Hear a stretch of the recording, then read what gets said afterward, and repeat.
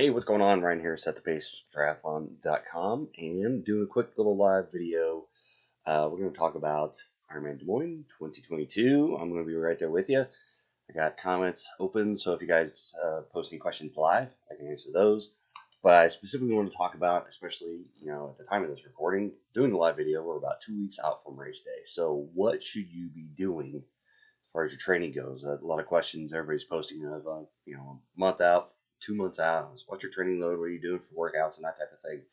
So I want to make sure that you guys are on the right page to get ready for race day, and you're not overcooked and you're not undercooked. You're just right.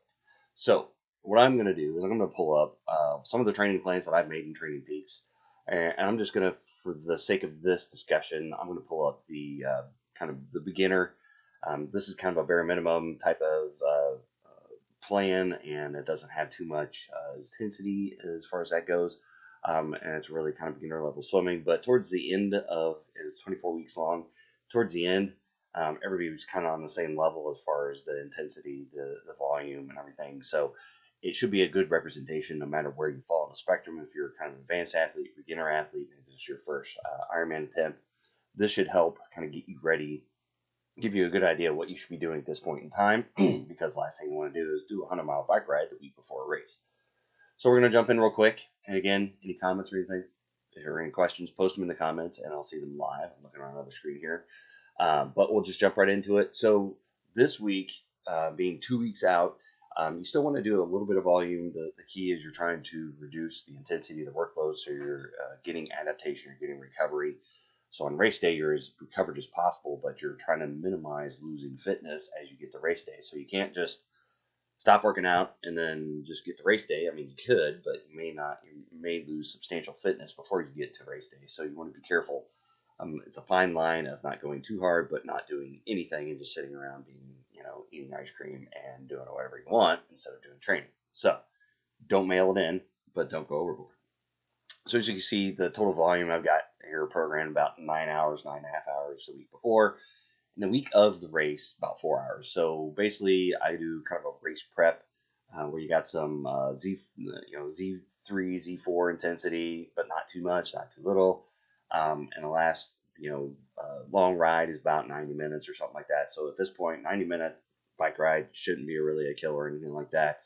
A run of 6 or 7 miles. So basically, you're really tapering into it. So don't go out there and be like, oh, I'm feeling great for a run. I'm gonna tack on 3 extra miles and then doing 10 miles the week before. Me personally, I've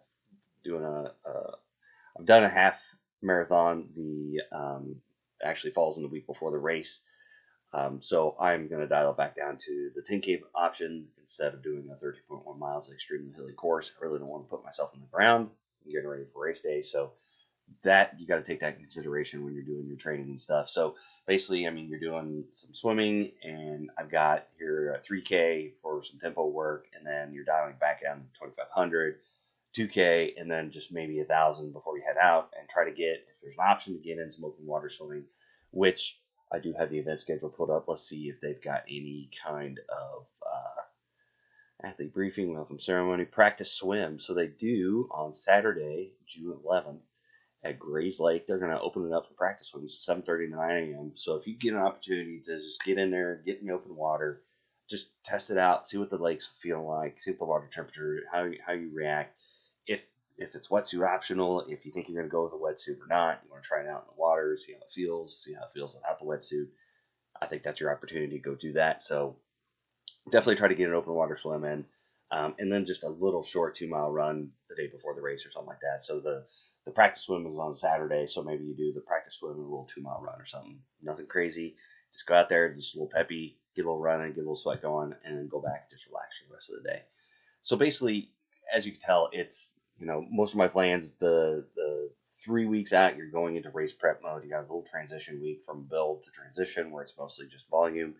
Then you're still doing some tempo work, so you keep some fitness, but you're not overexerting yourself and getting extremely overworked. So you have an opportunity to reduce some recovery. And then basically the second week out, you're dialing it back quite a bit. And the week of, basically, you're doing some work. You don't want all the muscles and everything to just fall asleep on you, but you're going to get out there and you're going to do some activity and get the hurry up a little bit, but again, we're looking at the 3 days out. You're doing a 30-minute ride and like a 2 mile brick run. You're doing a 1,000K swim. You're doing a 17 mile or an hour tempo bike ride, and then just maybe a 3 mile brick run or something like that afterwards. So at that point in time, it really shouldn't be that much as far as training load goes. It really shouldn't impact you that much, but it gets the system going, gets the heart rate going, keeps that fitness kind of at a plateaued state to get you ready for race week. So this is kind of what I recommend. And you can pause the video, take a screenshot of kind of just a general, if you haven't used one of my plans, this is kind of, you know, I won't say bread and butter. Every race course is a little bit different, and what kind of training I recommend. But Des Moines, the bike course is going to be a little bit interesting, 4,500 feet of gain, so you don't want to lose too much fitness. The run's fairly flat, so it's not going to require that much strength, muscular endurance as maybe like an Ironman Chattanooga or something. So I won't say it's cookie cutter for every race that I do. This is the lead up, but basically taper week is kind of cookie cutter. That's the lead up. I mean, basically you're just barely keeping a touch on fitness, and you're letting as much recovery as possible to absorb. Definitely get your sleep in, get your recovery, eat your meals, proper meals. Don't go out and eat like you eat ice cream buffet or anything crazy like that.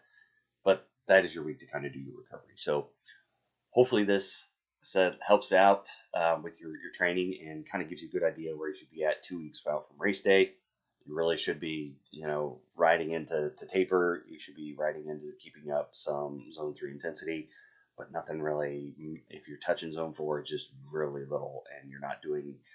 If you get to an end of a workout and you're extremely sore or tired or something like that, you need to kind of dial it back to be able to be at the end of the workout. You should be like, I'm fresh, I feel good, I could have gone longer, but it's time to cut it off. So hopefully you're at that point where you're doing 2 weeks out from your training.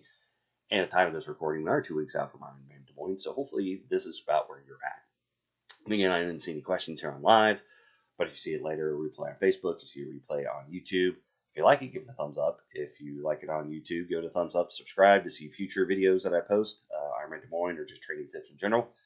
If you have any questions, put them on either platform. I get notifications for all the questions, and I like to go back and answer them. Or if you think I missed something, or you have a question about something, put it on there. So again, this is short and sweet. Hopefully it helped you out. Good luck with your training out there, and we will see you guys at the finish line.